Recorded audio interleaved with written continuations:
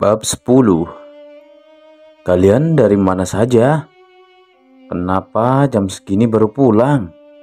Tanya Ella ketika melihat Arga masuk ke dalam rumahnya. Sedangkan Narendra sudah dibawa oleh ayahnya karena tadi sempat ketiduran di dalam mobil. Berdari beli cemilan, Bu Naren, Mam, sahut Arga. Alasan saja. Kamu tidak sedang menghindari Mami kan? Ucap Ella. Arga memijit pelipisnya yang terasa berdenyut. Maminya memang sekarang sering marah-marah dengannya, tidak seperti dulu. Mami mau Arga menikah? Tanya Arga serius sambil menatap wajah maminya. Melihat anaknya menikah gak? Apalagi umur Mami sudah tidak muda lagi. Mami juga ingin menimang cucu dari kamu, sahut Ella panjang. Gitulah wanita, kalau ditanya apa jawabannya malah muter-muter. Padahal Arga cuma butuh jawaban iya atau tidak. Kalau begitu, besok Arga akan membawa calon istri Arga, ucap Arga membuat dahi maminya mengerit. Jangan bilang kamu ingin menyewa orang untuk menikah denganmu gak? Kayak di novel-novel, sahut Ella sambil mengerutkan dahinya. Harus benar-benar sabar menghadapi maminya. Lihat saja besok. Dan mami harus merestui pernikahan kami. Tidak ada alasan, bibit, bebet, bobot, apapun itulah. Arga tidak mau tahu. Yang jelas, Mami harus merestui pernikahan Arga dengan wanita pilihan Arga. Tegas Arga tidak mau dibantah. Hah? Tidak bisa begitu dong gak? Kamu lihat Jessie, mantannya kakakmu itu.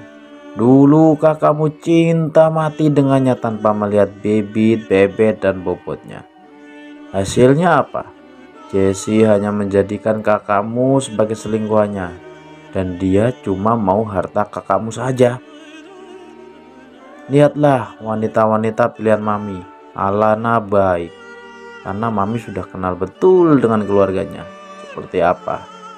Makanya Mami setuju menjodohkan Alana sama kakak kamu.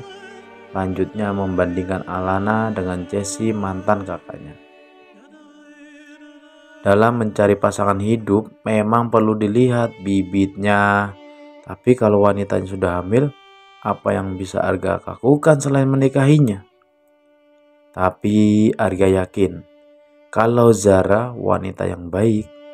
Beberapa hari ini Zara juga tidak pernah meminta aneh-aneh. Dia juga tidak pernah menuntut ini dan itu. Terserah Mami, yang penting besok Arga akan mengenalkan calon istri Arga kepada Mami.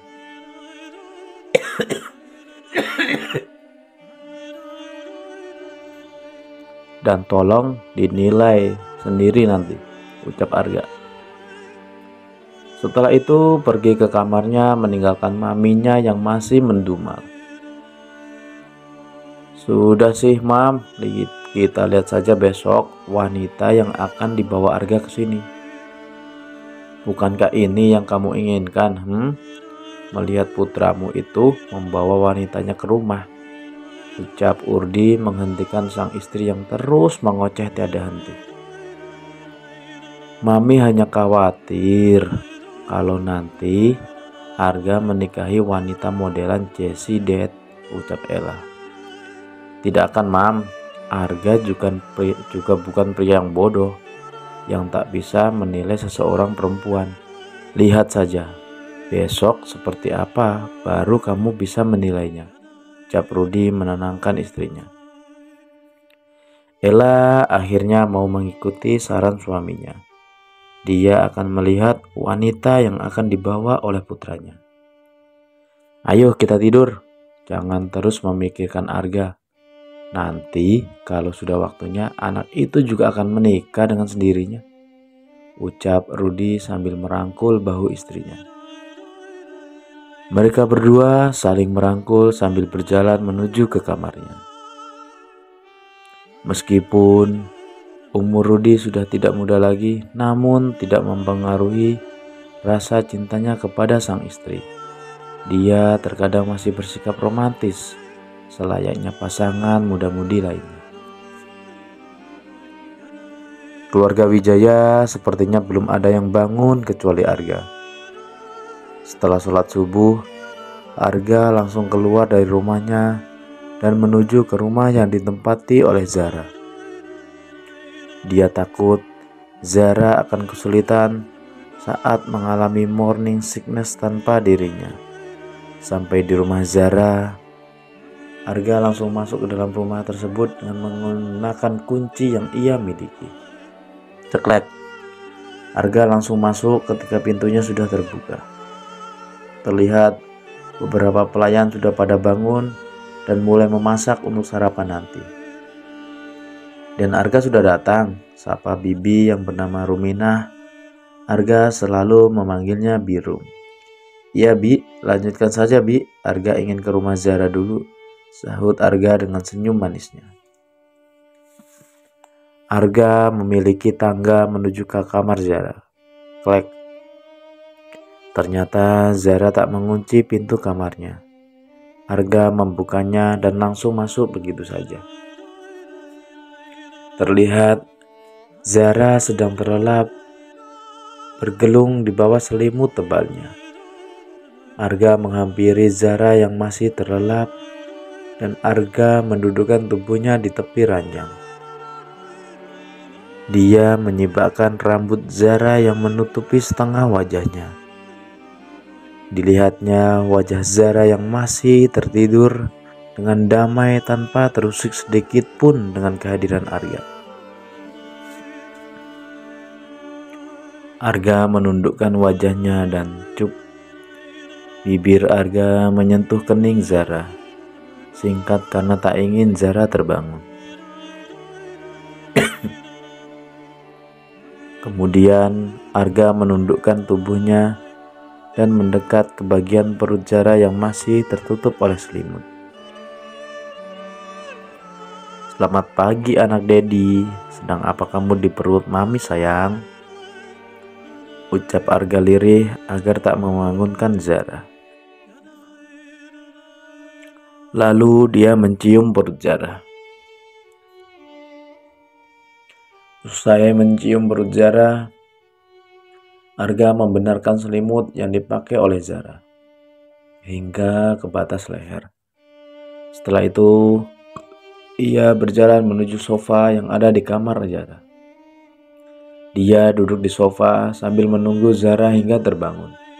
Kalau menunggu di luar, takut nanti kalau Zara muntah, Arga tidak mendengarnya. Setelah menunggu lumayan lama, akhirnya Zara bangun karena merasa perutnya bergejolak. Zara langsung menyibak selimutnya lalu turun dari ranjang dan berlari menuju ke kamarnya. "Hoe, hoe, hoe, hoe, hoe." Zara, Arga langsung membuka matanya mendengar suara orang yang sedang muntah-muntah. Tadi ia sempat tertidur karena terlalu lama menunggu Zara. Arga menyusul Zara ke kamar mandi. "Kamu tidak apa-apa?" tanya Arga saat masuk ke dalam kamar mandi, membuat Zara menoleh. "Sejak kapan Tuan di sini?" tanya Zara gugup. "Sejak tadi aku udah ada di sini," sahut Arga sambil membersihkan bibir Zara yang masih basah karena muntah tadi. Arga tidak jijik sedikit pun membersihkan bekas muntahan Zara. Tuan, biar saya bersihkan sendiri saja," ucap Zara merasa risih. Arga tidak peduli. Dia tetap membersihkan bibir Zara dengan menggunakan air. "Mandilah, aku akan mengajakmu menemui orang tuaku," ucap Arga sambil tersenyum manis melihat Zara. Zara memanggilkan wajahnya ke samping karena merasa detak jantungnya berdegup kencang melihat senyum manis dari bibir Arga. Senyumnya manis banget. Bisa diabetes kalau dia tersenyum manis seperti ini terus. Batin Zara. Hah, ngapain tuan? Tanya Zara kaget. Mengenalkanmu ke orang tuaku, Zara. Aku tak mungkin terus-menerus menutupinya dari keluargaku, Zara. Sambut Arga. Mendengar kata keluarga membuat mata Zara menjadi sendu. Ia rindu dengan keluarganya. Namun, Zara segera merubah raut wajahnya menjadi biasa lagi. Seperti biasa, ia tidak mau terlihat sedih di depan banyak orang. Kalau begitu tuan, keluarlah. Saya ingin mandi, ucap Zara menuju Arga pergi dari kamar mandi. Arga mengangguk, lalu keluar dari kamar mandi dan membiarkan Zara menyelesaikan mandinya. Zara merasa hidupnya ada kemajuan. Mungkin ini adalah nasib yang baik untuknya, untuk anaknya, dan untuk keluarganya. Bersambung.